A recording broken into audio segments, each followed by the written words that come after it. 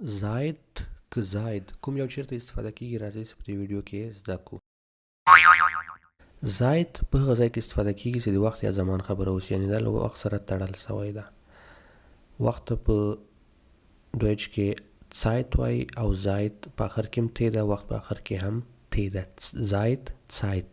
نو دغسې تاسې کولی شئ په ذهن کې در سره وساتئ. مثالو ته راځو. Seit 3 Wochen regnet es. 3 اونۍ کېږي چې باران وریږي. څومره وخت کېږي؟ 3 اونۍ. د وخت خبره وشوه نو ځکه Seit نه مې استفاده وکړه.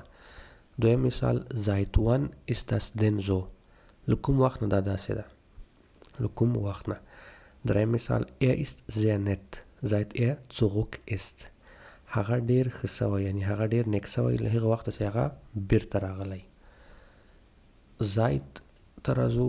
د Seit چې ده د زاین فعل یو شکل ده او د ihr شخصي ضمیر سره یو ځای استفاده کیږي. شخصي ضمیر یا پرسونل پرونومن به موږ تاسو په یو بله ویډیو کې زده کوو چې هغه ich bin, du bist, er, sie, es ist, wir sind, ihr seid, sie sind die. دلته zweite Person Plural ihr چې ده نو د دغه سره زاید استفاده کیږي.